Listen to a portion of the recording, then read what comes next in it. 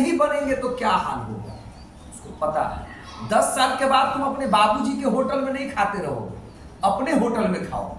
तो बता दो कि सुबह से लेकर के रात तक की जितनी जरूरत का चीज है तुम कर सकते हो। तुमको अगर आज घर चलाने के लिए दे दिया जाए तो तुम कर लोगे?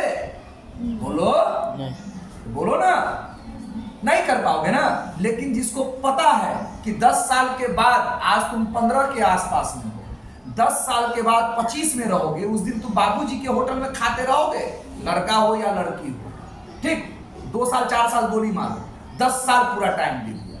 उसको अभी से डर है कि उसके बाद क्या होगा, तो इसीलिए वो आज से ही समझेगा, सचेत हो जाएगा। तो सचेत हो जाएगा तो वो दार्शनिक हुआ, तो वो उस दिन उसको कोई तकलीफ नहीं। और जो सोचता है कि आज जो है कल जो होगा देखा जाएगा, तो देखा जाएगा, ठीक देखा जाएगा, तो वो दार्शनिक नहीं है। ओके, दार्शनिक का मतलब समझ में आ गया कि नहीं आया? बोलो। तो उस समय के जो दार्शनिक थे, एक नाम क्या था? कणाद। उन्होंने कण का नाम क्या दिया? परमाणु। और बाद में जो लोग आए, तो बाद का मतलब यहाँ पर कोई 1 साल 2 साल 4 साल की बात नहीं हो रही है, 10-10 साल 20-20 साल 50-50 साल की बात हो रही है। ठीक है, उतना डेट याद करना है तो फिर आपको आर्ट्स में जाना होगा, उसमें इतिहास भूगोल में याद करते रहिए डेट। उसके बाद आए जॉन डाल्टन।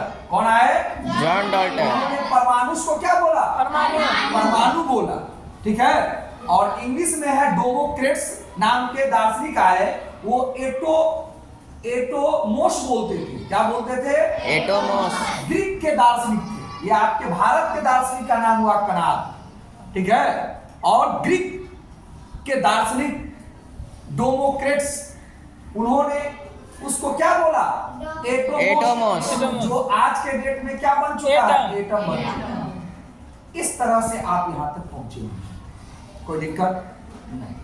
तो जॉन डाल्टन ने कहा कि किसी पदार्थ का सबसे छोटा कण क्या होता है? परमाणु होता है। ठीक है, उसके बाद उन्होंने कहा कि परमाणु को और अब नहीं तोड़ा जा सकता। मतलब किसी पदार्थ को तोड़े हैं तो तोड़ते तोड़ते ये कण आया ना, ये कण आया ना, तो इस कण को उन्होंने क्या बोला? परमाणु बोला। क्या बोला? परमाणु। अब कहा कि देखिए पदार्थ टूट करके तो ऐसा कण बन गया है, बहुत सारा ऐसा कण बन गया है, लेकिन अब ये कण और नहीं टूटेगा। और मतलब आप कह सकते हैं, उन्होंने कहा, किन्होंने? डाल्टन ने कहा परमाणु अविभाज्य होता है। क्या होता है?